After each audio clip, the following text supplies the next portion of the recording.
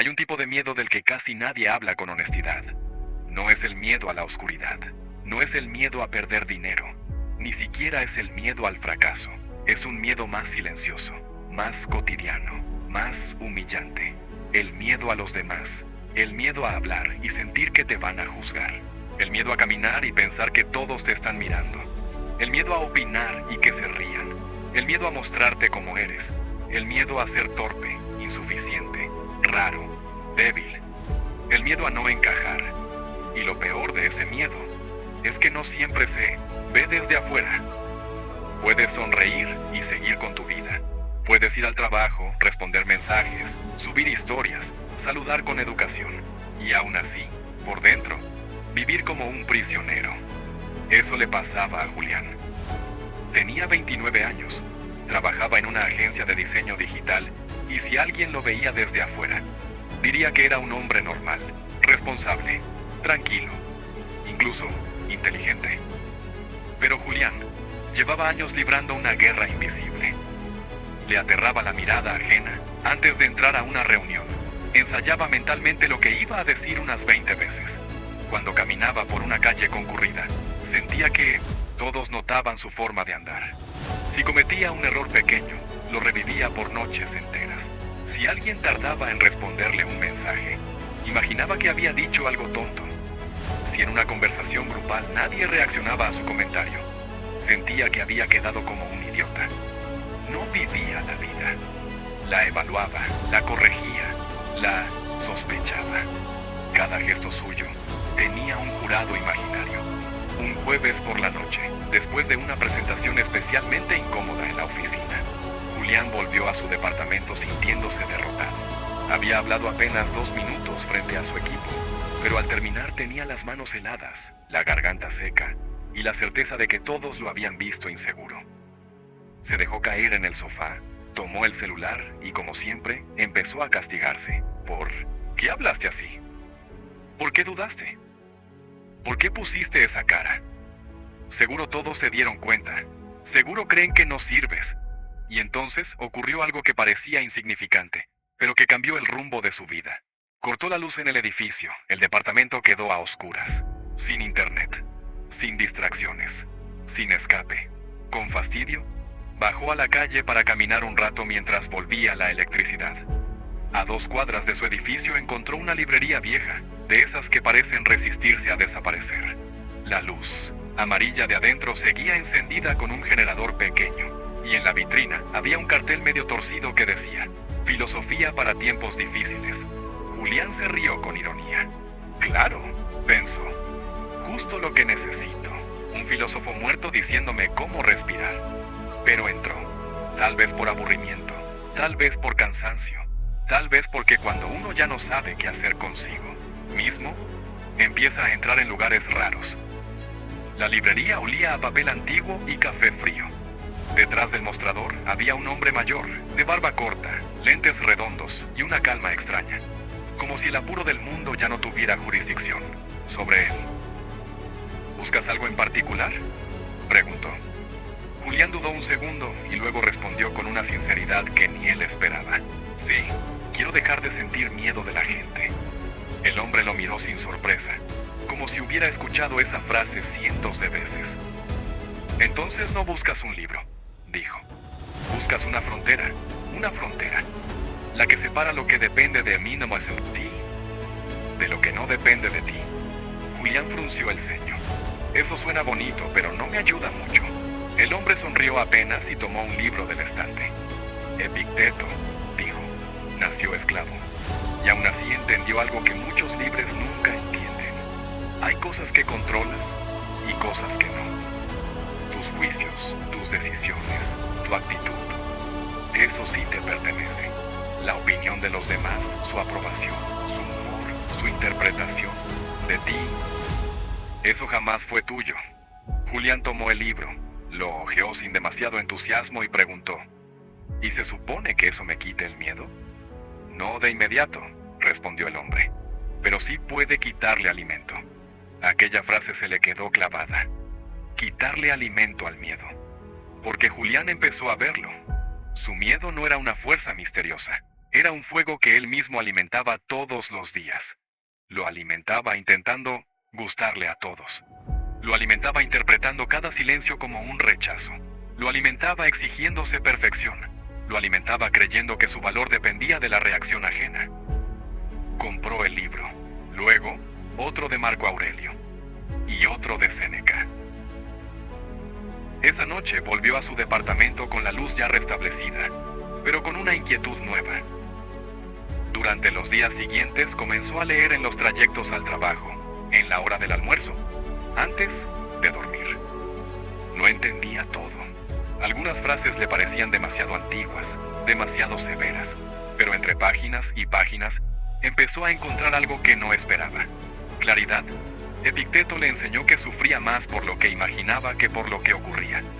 Séneca le mostró que gran parte de la angustia humana viene de anticipar males que nunca suceden.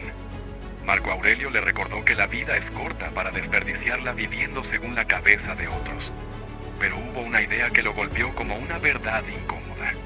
No le tenía tanto miedo a los demás. Le tenía miedo a la imagen que él creía perder frente a ellos. Y eso cambió todo. Porque el problema no era la gente. El problema era el altar. Julián había puesto la opinión ajena en un altar. La había vuelto sagrada. La había convertido en juez, verdugo y Dios. Si alguien aprobaba lo que hacía, se sentía valioso. Si alguien lo miraba raro, se sentía disminuido. Si alguien no respondía como él esperaba, sentía que algo en él estaba mal. Vivía de rodillas ante percepciones que ni siquiera podía verificar. Una tarde, mientras leía a Marco Aurelio en un café, encontró una idea que lo persiguió durante horas, que muchas veces nos perturban no las cosas, sino lo que pensamos sobre ellas. Julián cerró el libro, pensó en la reunión de la semana pasada, pensó en aquella compañera que miró el celular mientras él hablaba, pensó en cómo eso lo había destruido por dentro. Pero ahora surgió otra posibilidad. ¿Y si ella solo estaba respondiendo un mensaje urgente? ¿Y si estaba distraída? ¿Y si no tenía nada que ver con él? Por primera vez entendió algo esencial. El miedo a los demás suele nacer de una narración falsa que hacemos en nuestra mente. No vemos hechos, vemos interpretaciones, no escuchamos silencio, escuchamos rechazo. No vemos rostros neutros, vemos juicio.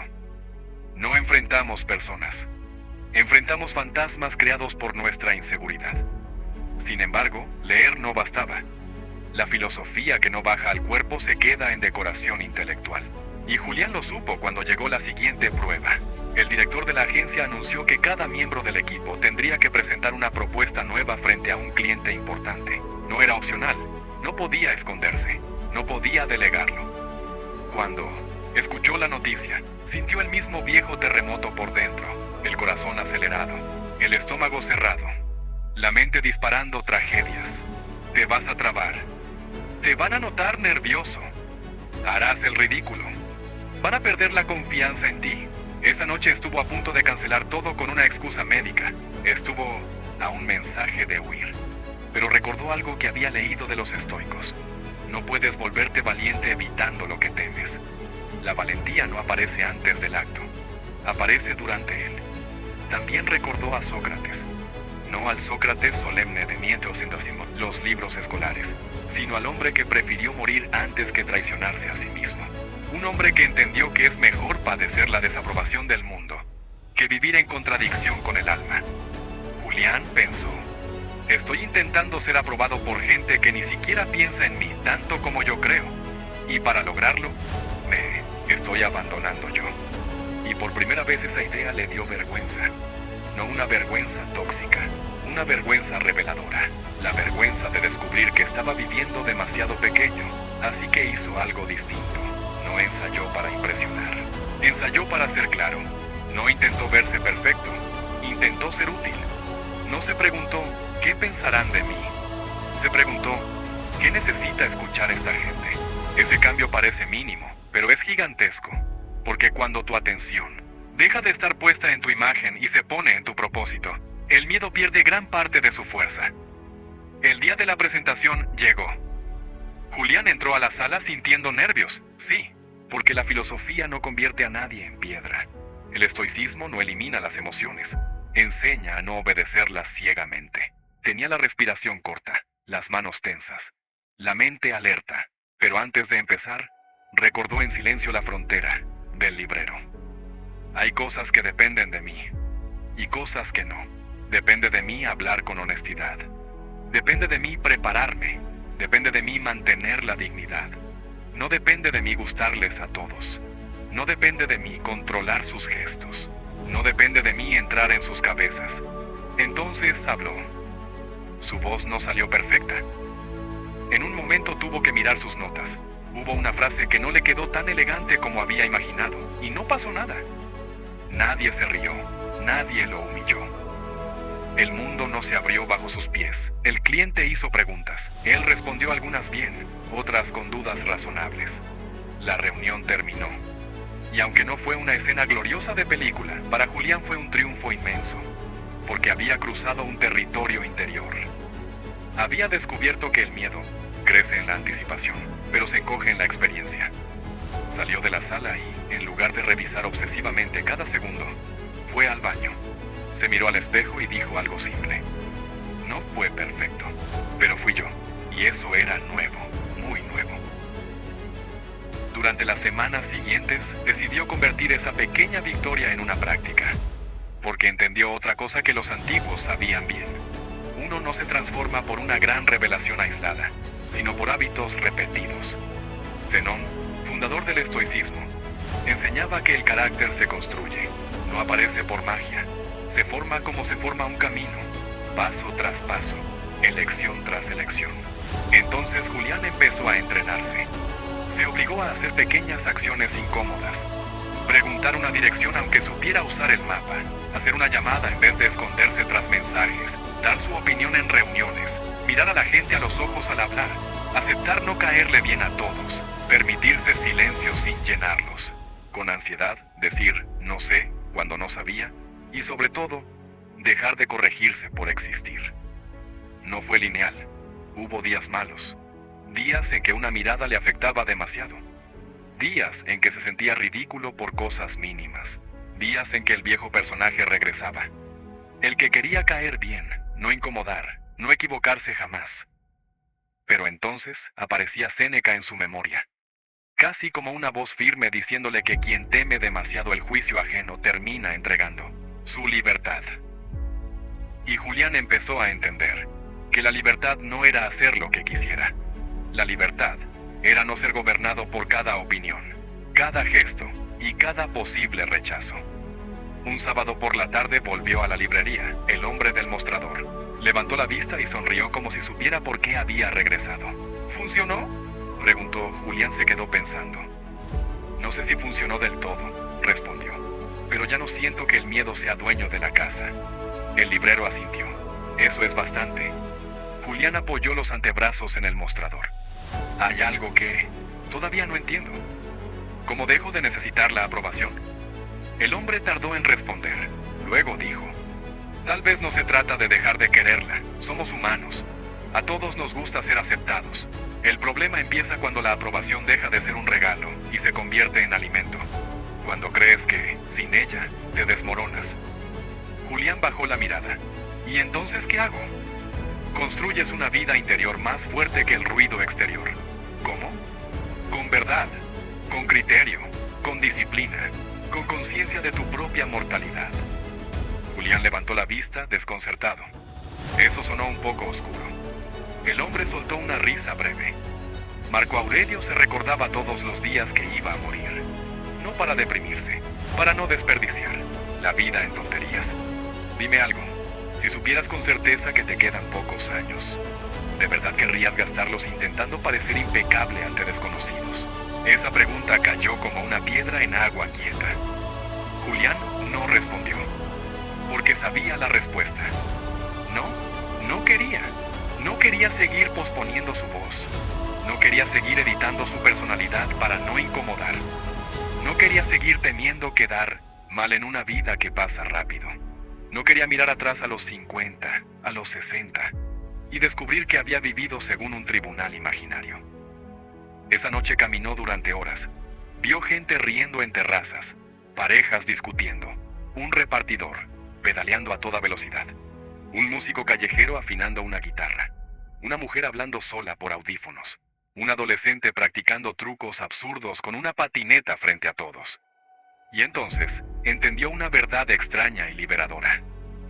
Cada persona carga su propio peso, su propia preocupación, su propia herida, su propia batalla.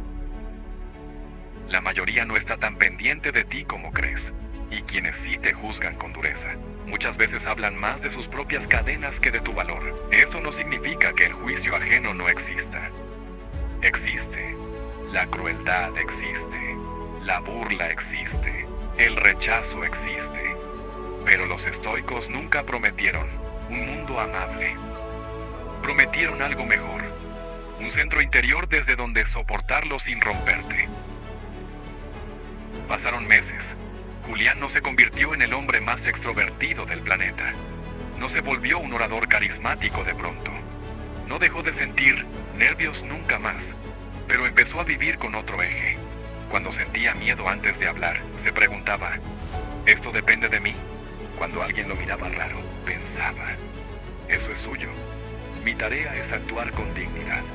Cuando cometía un error, en vez de torturarse, decía, soy humano, corregiré lo que pueda.